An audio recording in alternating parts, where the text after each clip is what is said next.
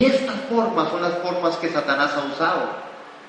Y entonces nosotros hemos entrado en un patrón impresionante, hermano. Yo no sé si a usted le ha pasado, o tal vez solo a mí, pero hermano, lo que acontece cuando usted, hermano, llegan a tocarle la puerta, entonces ya no es esa parte. Yo tal vez me crié en pueblo, ¿verdad? Y en mi casa lo primero que hacía mi mamá era abrir las puertas. La puerta que daba a la calle siempre estaba abierta. Yo no me acuerdo de haber vivido con barrotes de hierro. La casa era totalmente abierta. Cuando usted se daba cuenta, usted estaba en la cocina y ahí estaba la vecina o el vecino y los carajillos del vecino, el perro y la gallina. Todo el mundo estaba ahí en la casa. Y todo el mundo llegaba y todo el mundo salía y todo el mundo entraba, pero así era. Igual yo pasaba por la casa de doña Alain, qué buena viera, hermano, y venía a la escuela y siempre me daba un gallo, una tortilla con macarrones llenos de achote. Y era aquí, va. Llegaba chorreado de achote y de manteca. Se cocinaba con manteca de cerdo. Qué buena, ¿eh? Pero así crecí yo. Había una confianza, hermano. Ahora no. A usted le tocan la puerta y primero es así, por la ventana. ¿Quién será? Viví. Ahí están tocando. ¿Quién es? Ay, no sé. Fijémonos por el otro lado. Y después, sí, pero desde la cocina. Sí, ¿quién es? ¿Qué se le ofrece? Hermano, y ahí va, hermano. Esa persona, para lograr entrar a la casa, tiene que pasar un buen tiempo y contestar preguntas y saberse cuál es la clave, ¿verdad? ¿Cuál es, cómo es que le? Contraseña. Diga la contraseña. Hakuna Matata. Ah, sí, viene. Hermano, de esto, porque a nosotros, hermanos, el enemigo nos ha robado. Yo no le estoy diciendo que deje su casa abierta, pero sí estoy diciendo, ¿dónde está nuestra sensibilidad? No estamos viendo al Señor, no lo estamos viendo porque estamos golpeados. Hermanos, y si usted y yo no dejamos de ser golpeados, ya nosotros no confiamos en nadie. Es tan así, hermano, que usted para hacer algún tipo de negocio, usted ocupa 5 abogados, 5 representantes de otra cosa, y 5 del otro, y 5 del otro, y es un montón de gente para hacer algo, ¿verdad? Para que yo después le devuelva los 1,000 pesos. Hay desconfianza en todo, hermano. A usted se le arrima la gente y usted dice, yo lo he vivido, hermano. Si hay algo difícil ahora es repartir tratados, inténtelo para que vean. Entonces usted se le arrima a la gente y la gente se le va corriendo, hermano. Se le va corriendo. Entonces usted tiene que decir, vete gratis. Y aún así de gratis ya la gente dice, no, que no hay almuerzo gratis. No, la gente empieza por, no, hay desconfianza. Y la sensibilidad. Tenemos que empezar a ver, pedirle al Señor que nos abra los ojos del entendimiento, los ojos espirituales, y ver como Él mira, discernir en el Espíritu y abrirnos a los espacios de Dios para que sobrenaturalmente hagamos las cosas. Porque si no, hermanos, seguiremos siendo muy naturales. Cuando en el verso 5, interesantemente, vean cuando este ángel llega y cuando... Voy a leerlo, vamos al verso 4. Sí, hermanos, ahí estamos. Ustedes están ahí. El que no está aquí soy yo. Vamos a ver. Aquí en el capítulo 5, ven el verso 4. Y lloraba yo mucho, porque no se había hallado a ninguno digno de abrir el libro, ni de leerlo, ni de mirarlo. Y uno de los ancianos me dijo, no llores. No llores. He aquí que el león de la tribu de Judá, la raíz de David, ha vencido para abrir el libro y desatar sus 7 sellos. Hermanos, vean lo que le está pasando a Juan. Y miré, y vi que en medio del trono y de los 4 seres vivientes y en medio de los ancianos estaba de pie un cordero como inmolado, que tenía 7 cuernos y 7 ojos, los cuales son los 7 espíritus de Dios enviados por toda la tierra. Sorpresa enorme se llevó Juan. ¿Qué?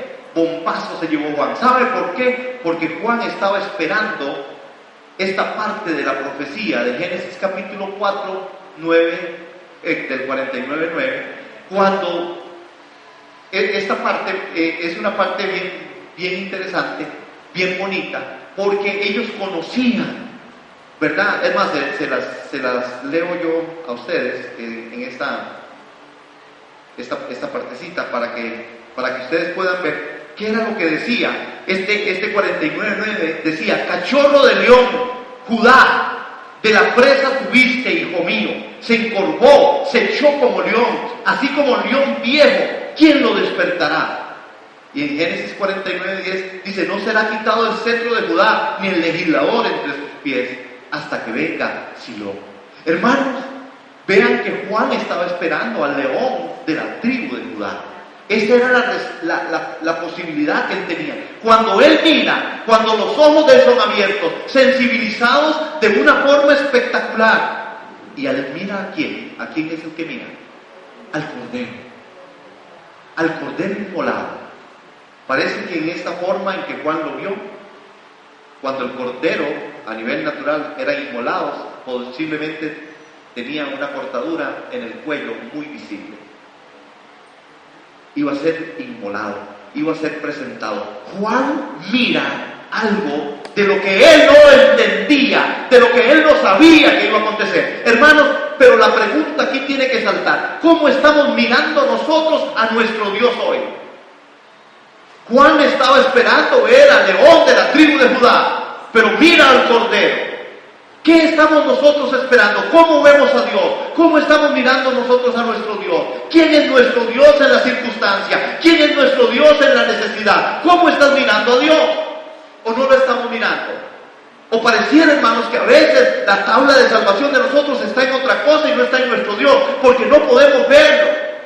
Pensamos, hermanos, que la tabla de salvación de nosotros está en aquello, en hacer aquello. Si hago esto, si hago aquello, y si hago esto aquí está mi salvada. Pero no estamos mirando, hermano. No estamos mirando al que está sentado en el trono ni al cordero. No lo estamos mirando. Estamos cortos en la vista y queremos entonces tener propuestas de la resolución de nuestros conflictos por medio de lo que nosotros hagamos o podamos hacer.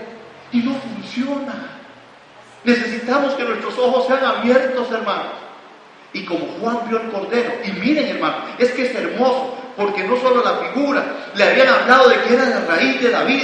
Cristo, como la raíz, posee todos los derechos, según Isaías capítulo 11 y verso 1, en donde dice: saldrá una vara del tronco de Isaí, y un vástago retoñará de sus raíces, y reposará sobre él espíritu de sabiduría y de inteligencia, espíritu de consejo y poder, espíritu de conocimiento y temor de Jehová.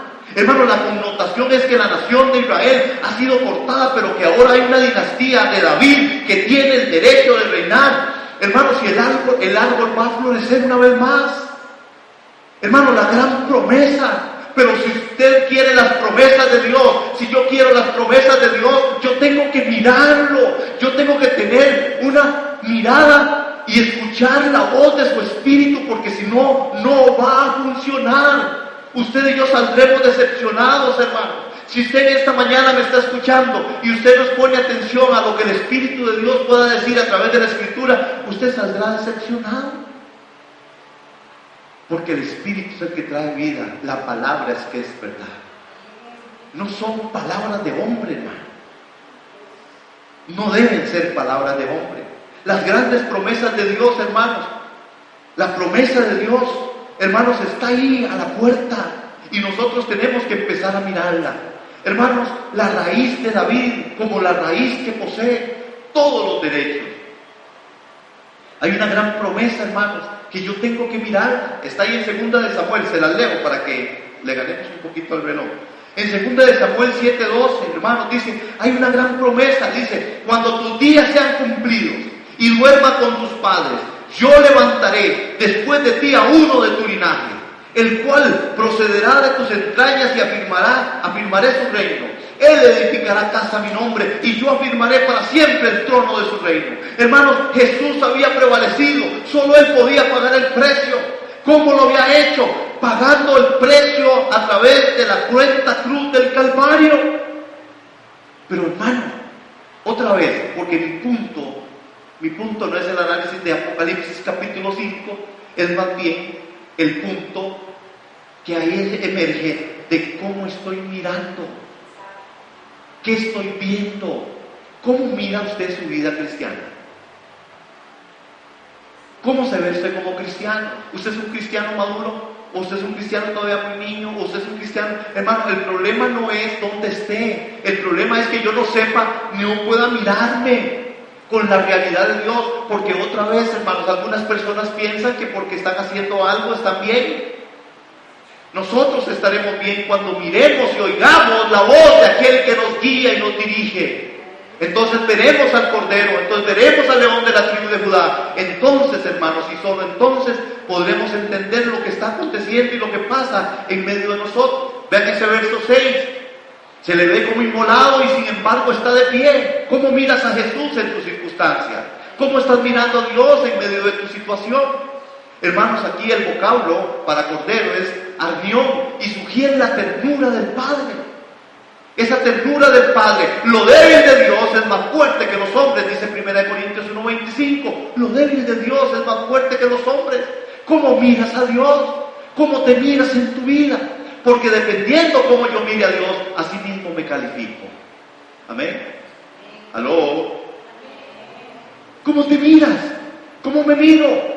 Yo estoy mirando al León de la tribu de Judá, estoy mirando el poder que hay ahí en el trono, estoy mirando las promesas de Dios, estoy mirando la guía del Espíritu Santo, estoy oyendo a Dios. Hay cosas sobrenaturales. Aquí hemos visto montones de cosas. Ustedes me disculpan por el habla, ¿sí?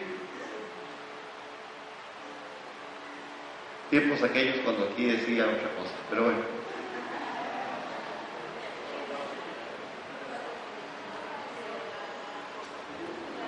Pero desde que llegaron ciertos hermanos que me aman más, entonces me tienen así.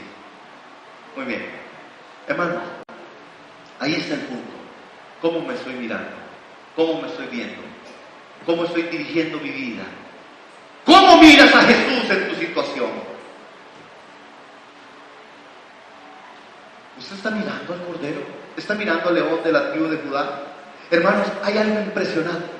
En esta parte, cuando se le ve como inmolado, hermano, ¿verdad? Fundamental, el Cordero inmolado, es el Cordero Pascual. Tiene que ver con esa muerte que Isaías 53:7 ya había hablado del siervo del Señor que sufre inconsecuentemente por toda la humanidad. Pero el Cordero tiene esos 7 cuernos que significan que hay un gran poder y que esa debilidad, hermanos, es la debilidad, hermanos, como dice 1 Corintios, lo débil de Dios es más fuerte que los hombres. ¿Usted cree que usted es muy débil? Mírate como Dios te mira. Es un buen ejercicio. Dígale al hermano que está a la par, mírate como Dios te mira. Yo creo que cuando nosotros nos miremos como Dios nos mira, y cuando nosotros logremos mirar sobrenaturalmente a Dios en medio de todas las cosas, muchas de las cosas en nosotros cambiarían. Nuestra objetividad sería trazada sobre esperanza. Vuelvo a decir eso. Nuestra objetividad sería trazada sobre esperanza. Y no la objetividad de la desesperanza en la cual hoy, hermanos, estamos augurando un mal año. Porque la economía está por allá. Usted apenas tiene como 20 pesos, pero la economía está por allá y no le va a afectar mucho. Le va a afectar aquí a los que son ricos y famosos. Pero al final nos afecta, seguro que sí, pero nosotros tenemos un Dios poderoso. Si pueden mirar que Dios, el Dios del cielo, es un Dios poderoso, usted y yo vamos a ver lo diferente. Él es nuestra respuesta. Él es nuestro Señor. ¿Por qué cometemos tantos errores? Le voy a decir por qué. Porque no estamos mirando en la forma en que Dios mira. Y entonces yo camino mis caminos. Y cuando yo camino mis propios caminos, salgo defraudado, salgo dolido y salgo golpeado. Dígame una cosa, no tiene que levantar su mano. Yo le puedo asegurar, y se lo digo en el nombre del Señor, aquí hay un montón de gente golpeada y dañada por sus propios amigos, por sus propios hermanos, aún por sus novios o por sus novias. Golpeados, decepcionados, no quieren nada, no quieren saber de muchas cosas, andan exactamente con una pared, hermanos, así que los rodea, y usted va a saludar a esos hermanos, es como, hermano, ¿cómo le va? Y usted siente, este hermano está yendo al gimnasio, está duro. Usted siente una resistencia, hermano. porque has sido golpeado. Pero esta mañana yo te digo, Dios es un Dios bueno. Dios es un Dios bueno. Nuestro Dios es un Dios muy bueno. Un Dios lleno de gracia y quiere que nuestros ojos sean abiertos. Él es nuestro Jesús.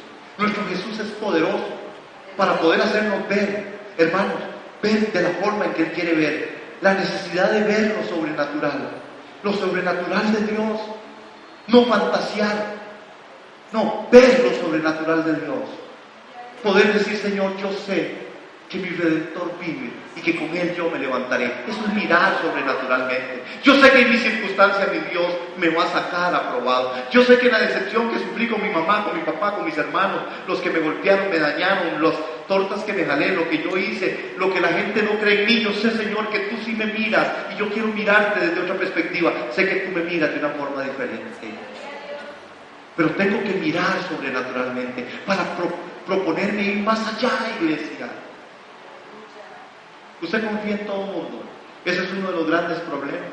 Ya no confiamos en nadie más. Dijo un buen amigo, como amigo de Dios y como compañero un perro, entre comillas ahí, con poquitos. Hermano, porque de verdad a veces llegamos a esos momentos donde usted quiere, hermano, ni en la sombra confía. ¿Qué le pasa, hermano? Es que esa sombra se me está acercando demasiado. Estoy que mejor no aguanto ni la sombra hoy. Ajá. Hermanos, voy a terminar aquí porque quiero poner un canto que quiero que cantemos, que quiero que el Señor nos ministre a través de esto. Pero, muy bien, entonces la necesidad de ver lo sobrenatural. Amén. Vamos a estudiar las palabras de la Escritura en esta mañana y tal vez el texto que nos va a acompañar está en el libro de Apocalipsis, en el capítulo 5, en el verso del 1 al 14. La necesidad de ver lo sobrenatural, la necesidad de ver lo sobrenatural. Cuando yo me pongo a pensar, ¿por qué yo pongo este título? La verdad de ver, la necesidad de ver lo sobrenatural. Hermanos, es porque creo que hemos estado descubriendo en medio de la vida cristiana que el poder ver es algo que está aquí es tan fuerte, hermanos, esa palabra ver. ¿Se han puesto a pensar ustedes en ver? En ver, hermanos, ¿qué es lo que yo veo? ¿Por qué lo que yo veo hace que yo cambie mi comportamiento? Lo que yo veo muchas veces hace que yo cambie mi estado de ánimo, ¿sí? Lo que yo veo a veces me hace desviarme de mi caminar. Lo que yo veo a veces me encarrila en otro momento. Lo que yo veo, hermanos, lo que yo veo hace que las cosas empiecen a ser distintas. El asunto de ver tiene que ver con la percepción. Y la percepción tiene que ver con algo en lo cual yo me encamino y en lo cual al final de la jornada yo hago planes, hermano. Sobre lo que yo veo, hermanos, marcha mi vida. Sobre lo que yo veo, marcha mi familia. Hay una gran necesidad de ver. De ahí, hermanos, que las personas que no, ¿verdad?, no son videntes, o bueno, no tienen, son ciegos, hermanos, tienen toda una problemática. Dios desarrolla en esas personas otras habilidades, ¿verdad? Y es impresionante poder verles cómo caminan, y con un cordón pueden caminar, y otros con un perro, que a mí me impresiona más el asunto de los perros. El otro día estuve viendo un señor, ¿verdad?, que no, ¿verdad?, ciego, y ese perro, y él le decía y le hablaba, y él era impactante, hermanos, cómo tenía que bajar una grada, ¿verdad? Y yo con todo el deseo de decirle, Señor, viene una grada, ¿verdad? Pero yo igual tampoco me animaba, porque yo he escuchado, ¿verdad?, que esos perros inclusive tienen un letrerito ahí que no los toque y no les diga nada. Estoy trabajando, dice. Y entonces fue impactante ver ese perro, como el perro primero bajó la grada y se devolvió. Y entonces el Señor ya bajó la grada y él bajó la grada y siguieron. Y yo decía, wow, el perro podía ver. Y cuando el perro vio, lo libró de eso. Hermanos, el ver. hay una necesidad de que nosotros hoy tenemos de poder ver lo sobrenatural, porque en la fe, el aspecto de fe, hermanos, todo lo que se ve no es de fe. Pero cuando nosotros abrimos nuestros ojos espirituales, es cuando logramos ver lo sobrenatural de Dios. Y cuando yo veo lo sobrenatural de Dios, es donde mis pasos se afirman. Interesantemente, hermanos, voy a trazar un poquito de Apocalipsis capítulo 5 para poder ver algo que está aquí, que empieza en Apocalipsis capítulo 3, y si gustan me acompañan hasta allá, y de Apocalipsis 4.1 y 4.2, hermanos, de cómo hay una insistencia y cómo hay algo aquí que yo sé que el Espíritu Santo de Dios nos quiere tal vez regalar a nosotros en medio de todo esto, esa parte de poder entender por cuál es la gran necesidad de que nosotros veamos. En este texto de Apocalipsis 3.22 al 4.1.2 hay una progresión, hermanos. Aquí hay una palabra profética que tal vez usted y yo cuando leemos Apocalipsis la vemos mucho ahí. El que tiene oídos, oirá. Dice, porque específicamente el texto dice, el que tiene oído, oiga lo que el Espíritu dice a las iglesias, en 3.22. Hermanos, pero note esto, interesantemente, hermanos, que el que dice, el que tiene oídos, oirá, verá, será llevado y estará en el Espíritu. Hermanos, hay una secuencia. Cuando yo puedo ver, cuando yo voy a ver, hermanos, yo voy a ser llevado. Y una vez que yo sea llevado, yo voy a estar en el Espíritu. Esto fue lo que le pasó a Juan. Cuando nosotros vemos en ese texto, y si ustedes me siguen ahí, en 4.1, dice, después miré. El primer punto que aparece ahí en 4.1, ¿verdad? Si nosotros vamos a 4.1, dice, después miré. Y después dice, y la primera voz que oí, y le dijo, sube y te mostraré, hermano. Y entonces en el verso 2, en el 4.2 dice, y yo estaba en el Espíritu, hermano. Y yo estaba en el Espíritu. Cuando yo escucho, cuando yo oigo, cuando yo veo, hermanos, cuando de verdad el Espíritu hace en mí esta obra de poder ver sobrenaturalmente, yo me encuentro en un momento, en un tiempo y en un espacio en donde las cosas empiezan a ser diferentes. Cuando nosotros vemos en los versos de este capítulo 5 de Apocalipsis, y véanlo ahí, hermano, vean el verso 11, el verso 12 y el verso 13, hermanos, en esos textos hay una repetición, pero una gran repetición con respecto a esta parte de lo que es este ver, esta necesidad de que nosotros podamos ver esta parte sobrenatural, de ver de una forma sobrenatural, ver de una manera diferente. Y si estamos ahí, ya estamos ahí en el Apocalipsis capítulo 5, vean los versos, el verso 11, hermanos, vean qué interesante. Miré y oí la voz de muchos ángeles alrededor del trono. Y dice también de los seres vivientes y de los ancianos. Pero vean el verso 12. Y que decían a gran voz, el Cordero fue inmolado, es digno de tomar el poder, la riqueza, la sabiduría. Decían a gran voz. Ahora el apóstol Juan está oyendo. Ya en el verso 11 él miró y oyó una voz. Vean el verso 13. Y a todo lo creado que está en el cielo y sobre la tierra, debajo de la tierra y en el mar, y a todas las cosas que en ellos hay, oí decir a todas las cosas que hay, oí decir. ¿Qué es lo que quiero poner en contexto? ¿Qué es lo que quiero poner como un argumento? Hermanos, que cuando nosotros tenemos oídos para oír lo que la palabra dice, nosotros vamos a ser llevados a un mundo distinto, a una forma diferente. Vamos a ver sobrenaturalmente. Nosotros fuimos hechos, capacitados para poder ver más allá. Hermanos, porque cuando nosotros miramos con nuestros ojos naturales, y dije al principio, esto nos cambia a nosotros la perspectiva de la vida, desilusiones o felicidad, ¿verdad? Uno ve gente y qué felicidad, o uno puede ver algo y se decepciona, pero cuando nosotros miramos en el Espíritu, nosotros podemos mirar y vamos a oír y vamos a ver y vamos a entrar en una dimensión distinta. ¿Por qué hay tanta necesidad de que nosotros entremos en esa dimensión.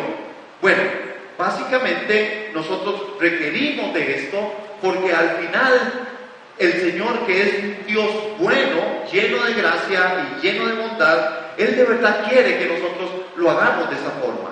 En el capítulo 5 y en el verso 1, ¿verdad? Habla del rollo que está en las manos, y vi la mano derecha del que estaba sentado en el trono. Vean qué fue lo que el apóstol hizo. Es que él vio la mano. Es que él vio al que estaba sentado en el trono. Es que él vio que había un libro escrito por dentro y por fuera. Es que él vio que estaba sellado con 7 sellos. Hermanos, poder ver esto cambia la perspectiva. Poder ver, y nosotros estamos ungidos como iglesia, como cristianos, de poder ver lo que Dios tiene y quiere para nosotros.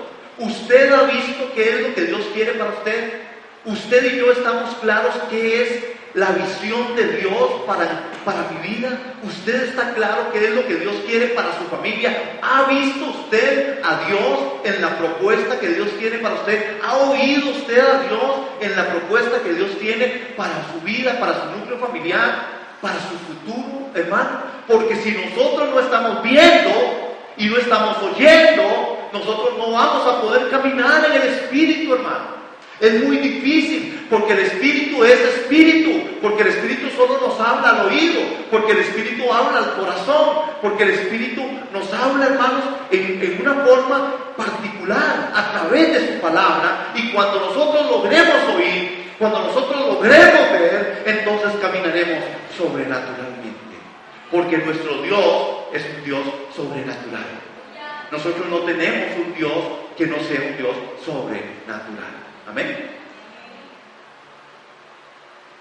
Vean qué interesante. Reposaba sobre el que estaba sentado en el trono.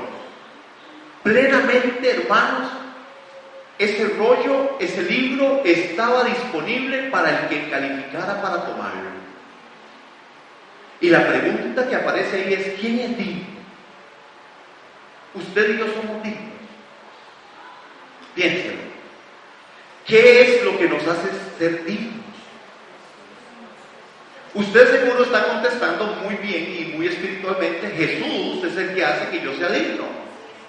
Pero yo quiero agregarle en esta mañana que lo que nos hace dignos tiene que ver con algo que no solamente es Cristo en mí, que ese es el principio, sino de las cosas como yo camino en la vida, de cómo yo miro y de cómo yo camino. Como yo miro, yo camino. Como yo oigo, yo soy dirigido. Pero ¿qué es lo que la iglesia está escuchando?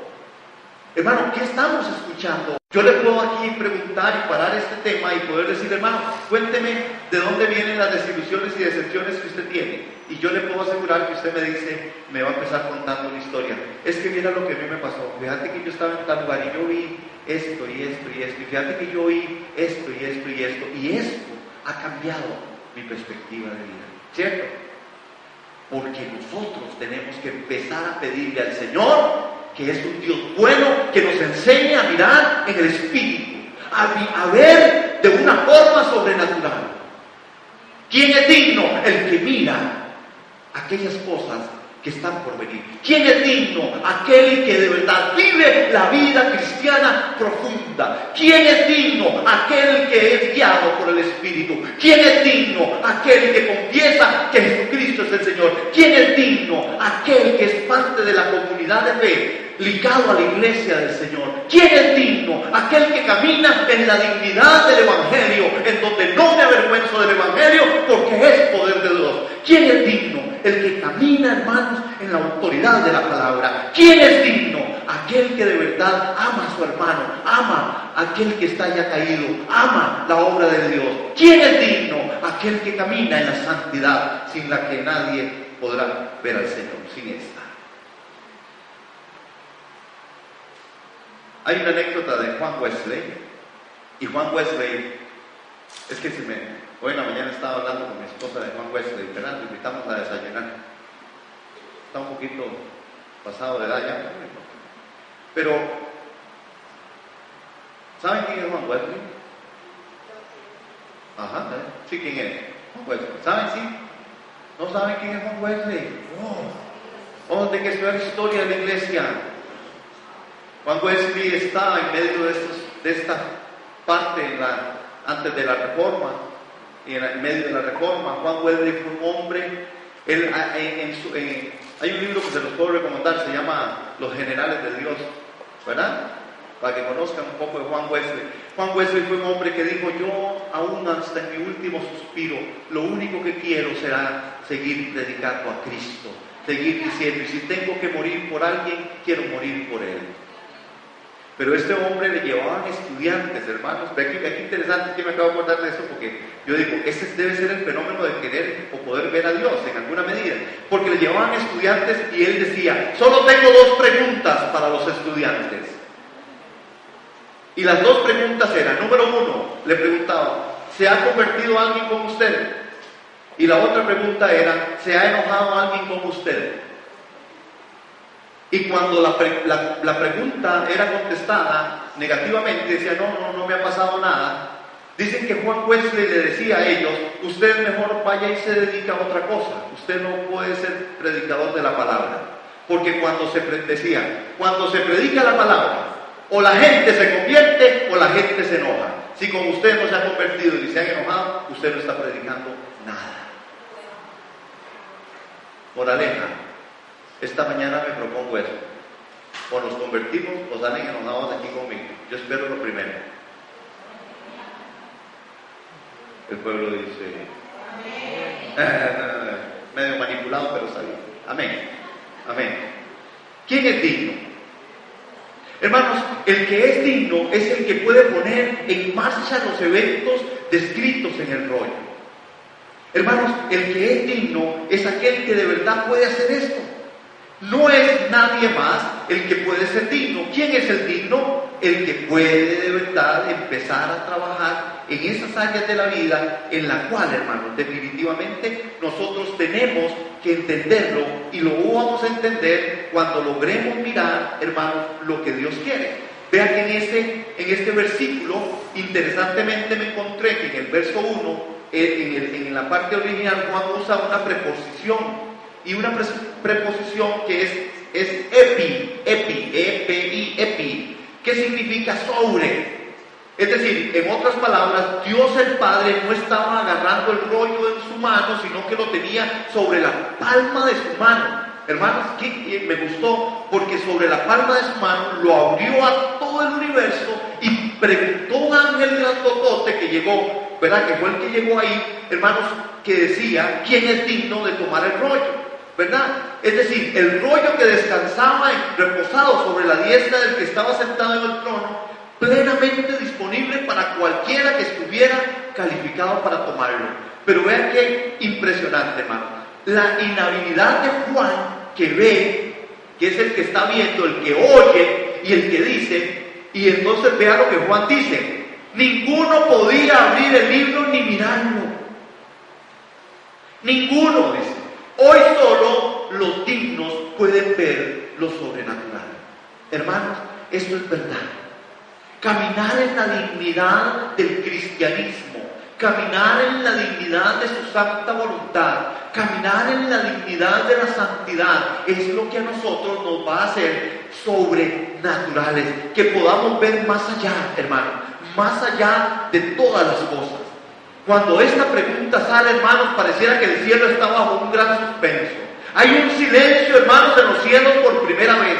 Una búsqueda diligente se hace en busca de alguien que sea digno de quebrar los sellos, abrir el rollo y leer el mensaje. Hermanos, hasta en esta persona se encuentra: nada va a pasar, nada va a suceder. Y yo digo, tal vez este tema nosotros lo hemos escuchado de muchas maneras, de muchas formas, muchos días, y al final de la jornada tenemos que empezar a ver qué es la sensación de Juan. Y en el verso 4 del capítulo 5 del Apocalipsis, que es donde estamos, dice Juan: y lloraba yo mucho. Y lloraba yo mucho. Hermanos, ¿cuál es la sensación de nosotros? Es decir, ¿cuál es nuestra sensación, hermanos? ¿Qué es lo que nosotros verdaderamente percibimos cuando hay algo de lo que Dios quiere mostrarnos ¿Cuál es nuestra sensibilidad? Hermano, porque a veces la sensibilidad del creyente se ha convertido en algo muy rocoso, en algo muy duro, y ya al final, hermanos, ya no nos importan muchas cosas. Si hablamos del servicio, siempre pensamos que hay alguien que lo va a hacer. Si hablamos de que necesitamos dinero para seguir construyendo algo, muchos piensan, hay alguien que va a dar. Si decimos, bueno, necesitamos tal cosa, casi siempre el creyente pareciera que a veces está pensando, bueno, hay alguien que tal vez lo pueda hacer. Es que yo estoy muy ocupado. Hermano, ¿qué hacemos nosotros? Vean Juan. Juan es todo un ejemplo. Lloraba yo mucho. ¿Por qué Juan lloró? ¿Por qué Juan lloró? ¿Por qué yo no lloro? ¿Por qué Juan está llorando? Hermano, Juan está llorando porque él está entendiendo que hay algo que Dios le está mostrando, hermano. Y que si eso no se acontece, si el libro no es abierto y los sellos no son rotos, hermanos, el programa de Dios no va a seguir la marcha. Pero ¿acaso nosotros los creyentes en Cristo Jesús estamos hoy llorando por las almas que se van camino al infierno? ¿Acaso estamos llorando por aquellas partes, hermanos, en donde el Evangelio no ha llegado? ¿Acaso estamos llorando como iglesia porque a veces, hermanos, aún en medio de nosotros no podemos resolver los conflictos entre unos y otros?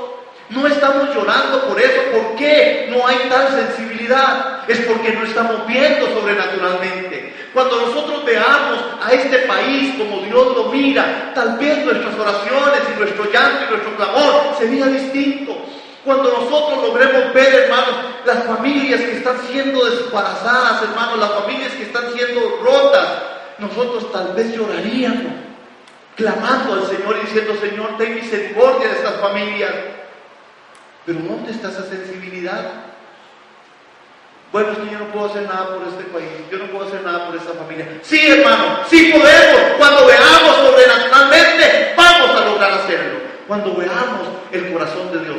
Por eso Juan lloró mucho. El rollo que estaba en la mano de Dios, que representaba las promesas del pacto, del juicio y del reinado para la humanidad. Posiblemente Juan estaba permeado, hermano, por Ezequiel, en ese capítulo 2, en el verso 8 y 9. Dice que Juan estaba viendo en el Espíritu lo sobrenatural y estaba quebrantado. Hermano, qué difícil es, porque la vida cristiana es una vida sobrenatural.